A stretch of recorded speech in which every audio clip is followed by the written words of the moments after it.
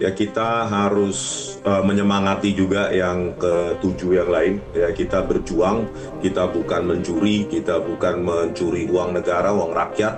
Kita berjuang di jalur keilmuan. Bahwa di Orchid Park Secondary School di Singapura, ya Gibran cuma sampai kelas 10. Ketika Gibran itu pindah dari Solo, katanya sudah meluluskan di SMPN 1 Surakarta sampai kelas 9, di Assalamualaikum warahmatullahi wabarakatuh. Balik lagi teman-teman di channel Kajian Online. Rizmon Sianipar memberontak melawan ketika hendak dijadikan tersangka. Ya teman-teman, kemarin pada tanggal 7 ya, hari Jumat November 2025, Rizmon, Tifa, dan juga Roy Suryo bersama 5 lainnya telah ditetapkan menjadi tersangka. Hal menariknya teman-teman, hingga detik ini Rizmon belak-belakan tidak terima dijadikan seorang tersangka, bahkan siap melawan siapa saja yang berani menjemput paksa dirinya. Ini perdebatan antara Rizmon dan juga salah satu kuasa hukum Pak Jokowi, Bapak Yakub Hasibuan, ini sangat panas, bahkan teman-teman trending. Di mana ini Rizmon belak-belakan menyebut dirinya dikriminalisasi. Ya, dirinya sengaja ditarget oleh Jokowi karena ya ingin mengungkapkan kebenaran. Tapi yang menarik teman-teman, kebenaran apa yang ingin diungkap? Untuk siapa kebenaran itu? Nah, kan ini menjadi sebuah pertanyaan yang sangat fundamental untuk kita semua. Ini kalau misalnya ijazah itu terbukti asli ataupun tidak, memang manfaatnya apa untuk rakyat? Rakyat Indonesia yang berpopulasi 280 juta, apakah akan tiba-tiba nominal ATM saldonya bertambah? Kan tidak. Rakyat yang miskin ya tetap saja miskin. Rakyat yang menderita ya tetap saja menderita. Yang diuntungkan siapa?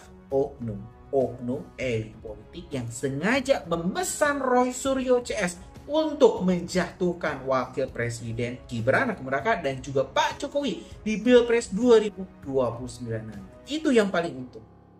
Bukan rakyat, sekali lagi bukan rakyat.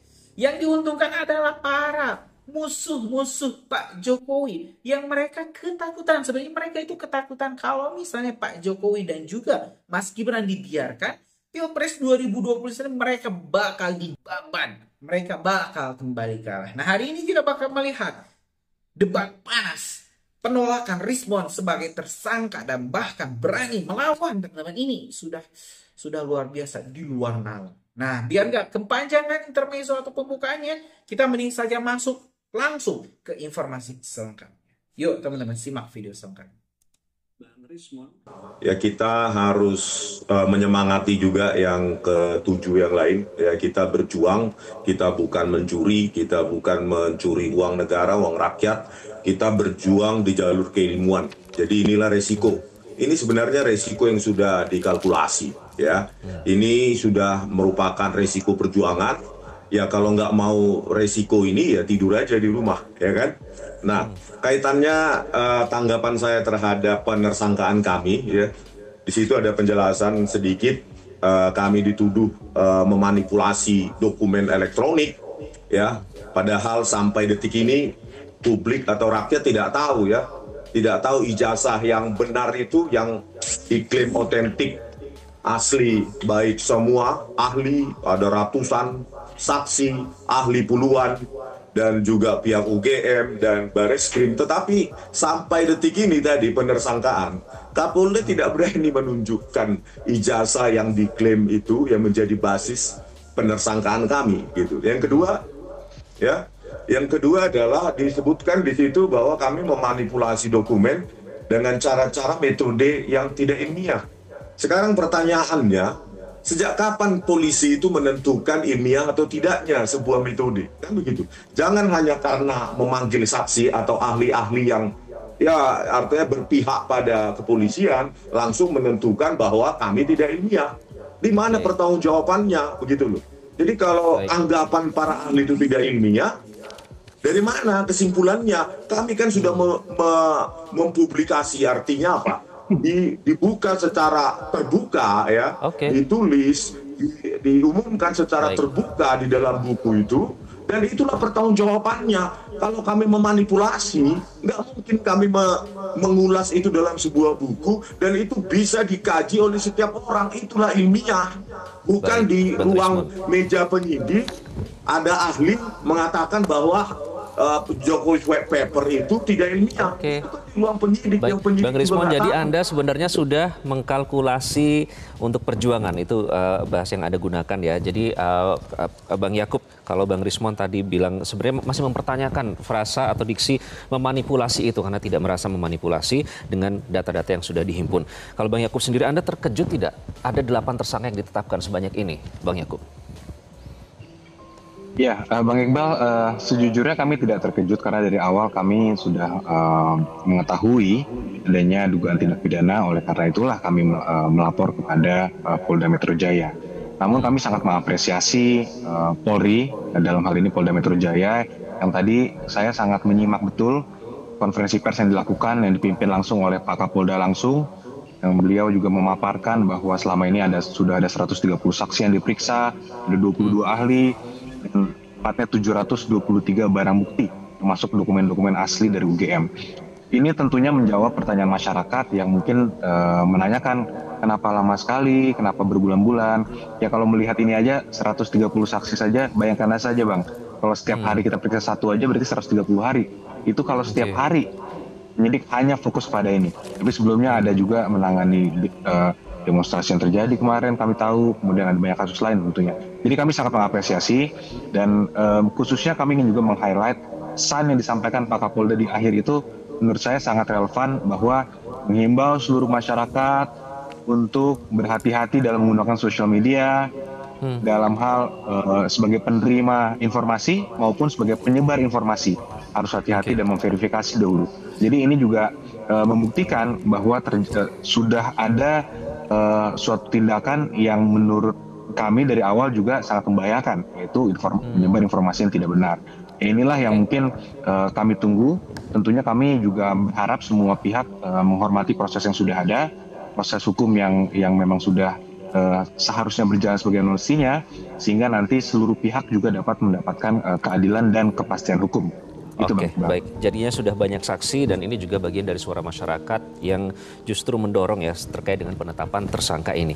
Bang Rismon, setelah ditetapkan sebagai tersangka, artinya kan ini Anda masih apakah Anda masih yakin bahwa ijazah Pak Jokowi ini palsu? Kemudian pertanyaannya selanjutnya, informasi yang Anda sebar ini disebut menyesatkan, Bang Rismon. Tanggapan Anda? Iya,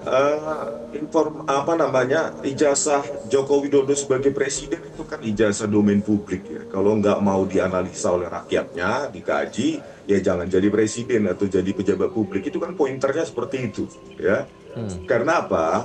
Karena ya ijazah itu dipakai untuk mendapatkan jabatan publik. Nah, kebetulan ada juga yang menunjukkan, yaitu dekan Fakultas Kehutanan UGM ya, pada saat konversi di UGM juga itu yang kami analisa. Berikutnya juga kader PSI. Jadi kalau dibilang kami atau dituduh kami memanipulasi, mananya gitu loh. Harusnya kan diberikan clue begitu pada saat penersangkaan, karena sudah memanipulasi di bagian ini gitu. Tetapi karena keterbukaan ilmiah itu kan terbuka, tadi disinggung tidak ilmiah. Ini terbuka, bukan di ruang tertutup. Makanya dituliskan dalam buku apakah uji lintasan stempelnya yang kami manipulasi, apakah analisa bentuk hurufnya yang kami manipulasi, apakah deteksi overlappingnya yang kami manipulasi, analisis visualnya yang kami manipulasi, atau uji proportional spacing dan turning. Mananya yang tidak ilmiah gitu. Ini kan ilmiah semua, makanya kita tulis sehingga publik bisa mengetahui apa saja yang menjadi kajian kami. Ini langsung disimpulkan karena ada ahli yang dipanggil di meja penyidik itu tidak ilmiah. Sejak kapan kepolisian atau penyidik menentukan orang tidak ilmiah? Gitu lah. Lalu dilakukan Rismon, jadi kalau bukan menyesatkan publik namanya apa, ilmiah Bang atau Rismon? tidak ilmiah diselesaikan di ruang ilmiah, ruang akademik, di seminar, bukan di meja penyidik. Bukan klaim sepihak dari ahli tersebut mengatakan itu tidak ilmiah. Gitu loh. Mananya yang tidak ilmiah? Apakah lintasan stempelnya? Apa datanya yang diotak-atik? Apa nggak dicoba dulu? yang diupload oleh Dian Sandi Utama terus dipakai, ini kan semua sudah ada metodenya. Baru hasilnya bagaimana, mananya yang dimanipulasi. Makanya kita ada hari ini tim hukum kami sedang berdiskusi untuk melakukan upaya hukum pra-peradilan karena itu hak kami, ya. Oke, Gitu, Bang. jadi menyajikan data yang sudah berhasil dihimpun sejauh ini, jadi bukan menyesatkan, yaitu kesimpulan yang sudah Anda ambil. Bang Yakub, jadi kalau melihat penetapan tersangka ini, apakah Anda sudah menduga polisi menetapkan pasal berlapis dan hingga sampai 2 klaster, Bang Yakub? Iya, kebetulan pasal-pasal tersebut memang yang kami sudah duga dari awal, Bang Iqbal, karena kami sudah jelaskan dalam laporan kami juga setiap tindakannya apa saja, siapa yang melakukan, kapan, di mana, itu sudah kami jelaskan dalam laporan kami yang kemudian dikembangkan dalam proses penyidikan. Tentunya kami tidak akan menjelaskan terlalu detail di sini karena tentunya kami menghormati proses penyidikan yang sudah ada. Namun yang menarik tadi adalah bahwa seakan-akan ini polisi hanya menetapkan beberapa orang sebagai tersangka ini berdasarkan ada satu keterangan ahli. Nah, ini yang mungkin saya harus jelaskan bahwa ini proses sudah berkembang sangat panjang. Dari awal dulu pasti kalau Bang Iqbal ingat dan semua pemirsa ingat, dari awal itu penerbit ijazah sudah menyatakan ini asli UGM. Kemudian KPU juga sudah memverifikasi. Kemudian setelah itu ada juga laporan terhadap Pak Jokowi di Barreskrim Polri. Di situ laporan sudah dihentikan karena sudah terbukti bahwa tidak ada pemalsuan ijazah di situ. Sehingga setelah itu baru yang di sini dikembangkan, yaitu diperiksa lagi 130 saksi, 22 ahli, kemudian ada juga yang dilakukan pemeriksaan lab forensik di Puslapfor. Jadi sehingga sebenarnya ini pemeriksaannya sudah sangat hati-hati dan sangat konklusif gitu. Jadi sudah melibatkan sehingga banyak saksi ya, tidak hanya satu orang ya, Bang Yakub. Betul, Bang Yakub, betul. apakah sudah menjalin Dan nantinya, komunikasi dengan Pak Jokowi? Bang Yakub, apakah ada pernyataan dari Pak Jokowi menyikapi penetapan tersangka ini yang disampaikan kepada Anda? Belum ada, Bang, karena kami juga baru mendapatkan informasi hari ini. Mungkin 1-2 hari ini kami akan berkomunikasi dengan Pak Jokowi untuk tentunya mengupdate beliau dan mempersiapkan langkah-langkah selanjutnya. Baik, kemudian jika ada anggapan bahwa ini bentuk pembungkaman kritik dengan penetapan tersangka ini, bagaimana Anda menjawab itu, Bang Yakub? Iya, itu sama sekali tidak benar dan tidak berdasar karena sudah bertahun-tahun ini terjadi, Bang Iqbal. Bayangkan saja jika Pak Jokowi ingin membungkam, Pak Jokowi sudah pasti lebih mudah melakukannya ketika Pak Jokowi adalah presiden. Karena ini sudah dari 2022-2023 isu ini awalnya diungkit-ungkit sehingga sampai puncaknya itu mungkin di bulan Maret, bulan April tahun ini makin menjadi-jadi. Oleh karena itu kami memasukkan laporan di Polda Metro Jaya. Jadi kalau ada anggapan bahwa Pak Jokowi ini membungkam opini, itu saya nyatakan tidak benar dan tidak berdasar. Bang Rismon, apakah Anda melihat ada motif politik di balik penetapan tersangka ini? Ya, kita kilas balik ya, bahwa ijazah Jokowi ini kan sudah memakan korban Bambang Tri dan Gus Nur, dan sampai titik pemidanaan ya, baik di persidangan juga apa yang ditampilkan ya fotokopi ya, fotokopi ijazah. Jadi bukan bertahun-tahun seperti dibilang Pak Yakub Hasibuan ya, bukan bertahun-tahun, sampai detik ini publik belum pernah melihat gitu loh. Bahkan ya ini penyesatan ini, bahkan ya hari ini dilaporkan juga KPU oleh Dr. Bonatua Silalahi ya, bahwa di KPU Pusat pun tidak pernah dilakukan verifikasi terhadap ijazah Joko Widodo ke UGM. Begitupun ketika saya wawancarai KPUD Solo ya, ketuanya itu juga mengatakan seperti itu, tidak ada berita acara verifikasi sejak di calon wali kota di 2005. Jadi jangan dibawa-bawa lagi KPU. Tidak pernah mereka memverifikasi ke UGM. Itu makanya dilaporkan hari ini ya. Jadi kami berterima kasihlah kepada Pak Jokowi ya, terima kasih, tidak cukup puas 2 orang di penjara ya dengan modal fotokopi jasa, tambah lagi 8, tambah lagi seterusnya Pak ya, Pak Jokowi tambah seterusnya, kalau bisa sampai 100 orang dipidanakan asal begitu Pak Jokowi. Hadir di persidangan dan bawa ijazah aslinya. Karena kami akan lihat gitu loh. Baik, jangan modal terakhir lagi. Waktu kita sudah habis, Bang Rismon. Kalau tadi Bang Yakub sudah sedikit mengutip pelajaran bagi publik yang bisa dipetik, harus memverifikasi dokumen-dokumen yang beredar di masyarakat. Itu juga senada dengan pernyataan dari polisi. Kalau dari Anda, Bang Rismon, apa pelajaran yang bisa dipetik? Karena tentunya kita ingin ini bermanfaat bagi publik kasus ini. Apa menurut Anda, Bang Rismon? Ya, manfaatnya adalah begini, seseorang yang mengklaim diri lulusan UGM sebagai salah satu dari sedikit universitas yang paling bereputasi di Indonesia, ya tentu bangga, ya tanpa diminta pun menunjukkan. Karena apa? Ijazah tersebut telah pernah dipakai menjadi jabatan publik mulai dari wali kota, gubernur maupun presiden. Bayangkan dengan keyakinan sekarang ini, dengan penersangkaan, sampai detik ini pun tidak berani seorang Kapolda menunjukkan ijazah tersebut dan berani menersangkakan orang.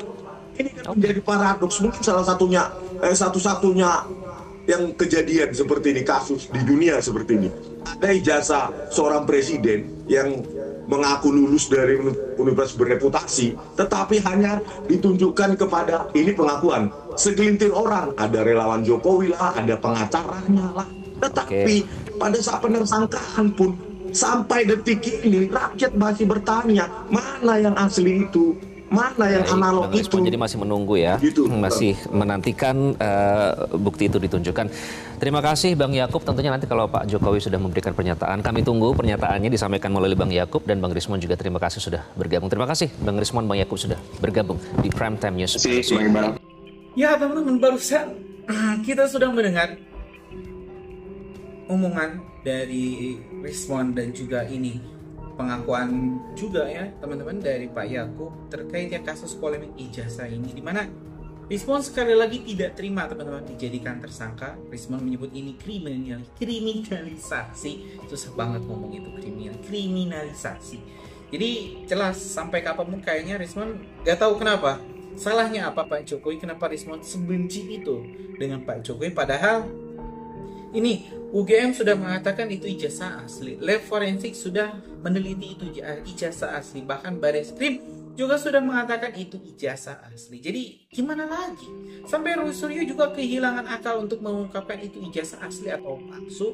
Akhirnya ya terbang ke Australia mencari-cari kesalahan Wapres Gibran, yang ada malah dirinya dijadikan tersangka. Jadi jelas lah teman-teman, kita bisa dengar juga ini dari omongan Pak Yakub yang begitu luar biasa, detail. Ini berani head to head debat dengan Rismon Sianipar yang sudah tak bisa lagi mengelak. Jadi kita tinggal tunggu waktu saja. Rismon ditangkap, Roy Suryo ditangkap, Diva ditangkap, dan kelima lainnya juga ditangkap. Tulis pendapat kalian di kolom komentar. Terima kasih teman-teman. Kita bakal lanjut lagi di video selanjutnya. Terima kasih. Assalamualaikum warahmatullahi wabarakatuh.